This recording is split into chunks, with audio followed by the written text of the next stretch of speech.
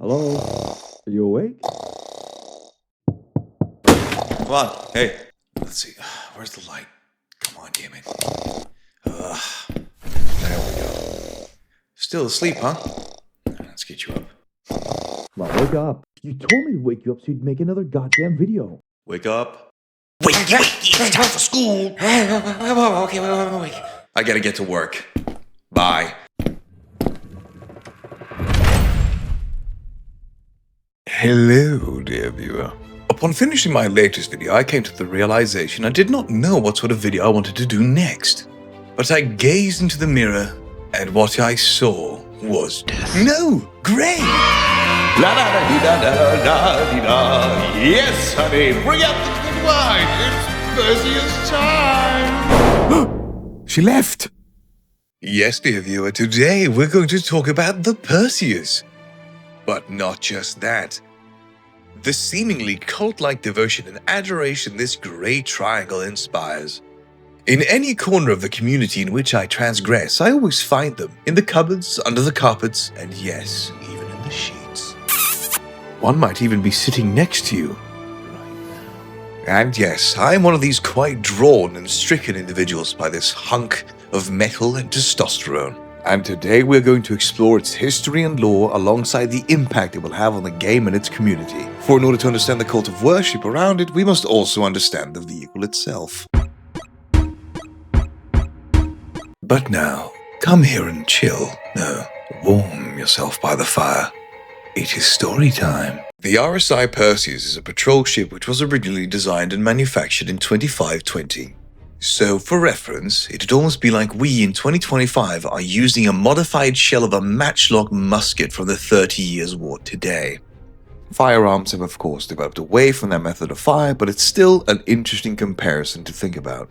Gustavus Adolphus aside, it has been redesigned into a civilian model in 2950 with contemporary technology. Its design is intended for patrol, blockade, and per extension garrison duty. It was a vital piece of humanity's defense during the Jean-Human Cold War during the 2500s. And it does reflect humanity's lack of something. At this point in time, humanity lacked proper shield technology like the Jean or the Tavarin, leading the human military to need to armor their ships far more than their rivals. A design quirk that would persist in the Perseus until the present day. The production of the Perseus class of ships was to be temporarily retired in 2863 due to the lack of military interest.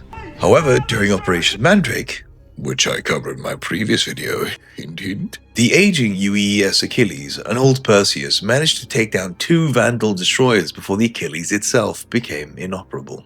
Due to this stunning performance by such an old design, Admiral Bishop lobbied for the ship to resume production once more for use in the war against the Vandal. You see, the Vandal has a favored tactic, which is to ram opposing ship, hence why they are nicknamed by humans after different bladed weapons. The Perseus, due to its older design that required more armor, means it maintains a high capacity to survive these sorts of attacks by the Vandal, and per extension, anything that can fire upon it.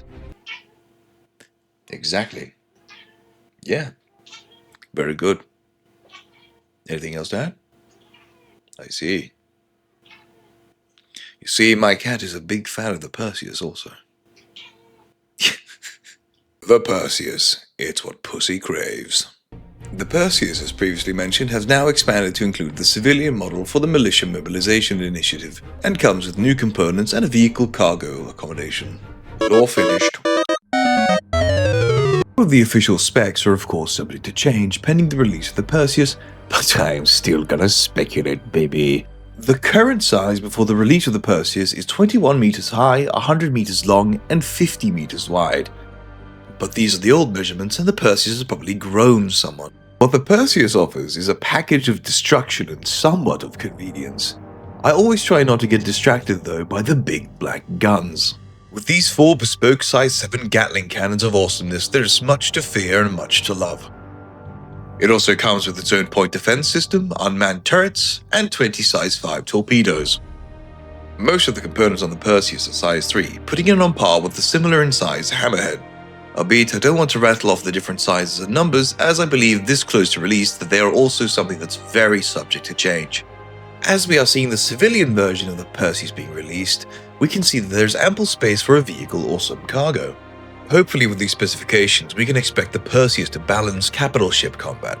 For too long we have been oppressed by the Idrises and the Polarises in the verse. It is time for a littler whale to strike back against the tyranny. But as we all know, capital ship combat is in a bit of a state at the moment. And it is critical for the fun of capital ship combat that engineering is implemented. What capital ship combat needs is to be similar to what we had with Guns of Icarus, where as much of the battle is about keeping your own ship afloat as it is to deal damage to your enemies. I really miss Guns of Icarus. The game was so much fun, and I really hope that Star Citizen emulates it somewhat. But capital ship combat is a careful dance. The lore establishes the Perseus as punching above its weight like all new ships in Star Citizen. But in this case, it's supposed to be true. What?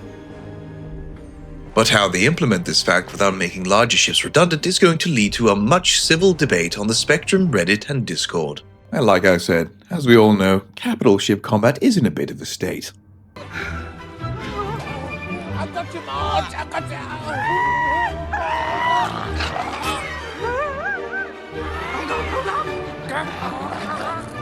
Don't you dare! Sorry.